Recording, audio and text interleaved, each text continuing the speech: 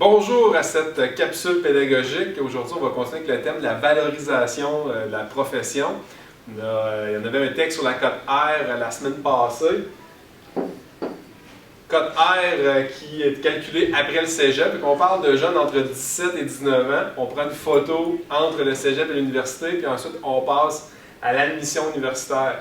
Quand on regarde la carrière ou la vie d'un enseignant, 2 ans de cégep, 4 ans d'université en moyenne, puis ensuite 35-40 ans de carrière. Quand on regarde, le cégep, c'est pas grand-chose dans la préparation de la vie d'un enseignant.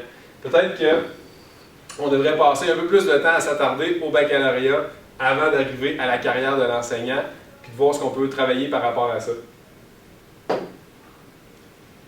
Question qu'on peut se poser. Est-ce que le coefficient de difficulté du bac est suffisant?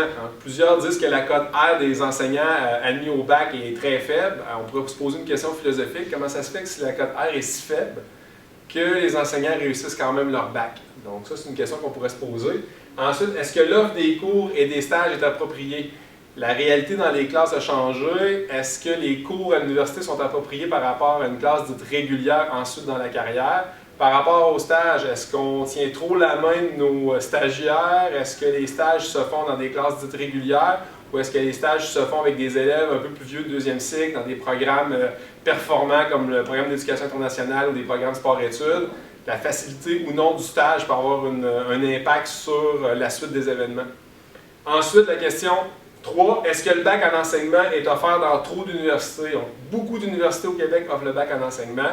On ne serait pas mieux d'avoir un programme national, d'offrir le bac peut-être à 2 endroits au Québec, de former les étudiants de la même façon pour arriver avec un enseignant qui débute sa carrière avec un programme qui est identique, puis rehausser comme ça le prestige d'étudier dans une école d'enseignement au Québec. On pourrait aussi parler de darwinisme, un petit concept de biologie, sélection naturelle. Est-ce qu'on veut la survie du plus fort? Pas vraiment, non. On veut surtout la survie du plus apte. Fait que quand on travaille au baccalauréat, c'est surtout de voir est-ce que nos étudiants qui terminent au baccalauréat sont aptes à travailler par la suite. Finalement, on pourrait faire une comparaison avec les ingénieurs.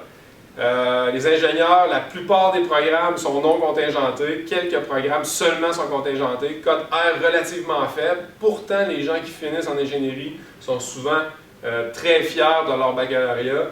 Ils se promènent avec une bague à l'auriculaire, encore une fois, signe de fierté. Quand ils signent des documents, mention ING à la fin de la signature.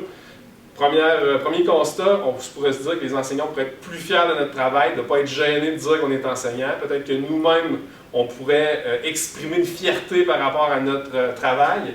Puis ensuite, la différence fondamentale aussi, ordre professionnel. On peut être pour, on peut être contre, mais ce qu'il faut se rappeler, c'est que dans l'opinion publique, dans l'image, dans le marketing du travail, l'ordre professionnel vient ajouter de la crédibilité.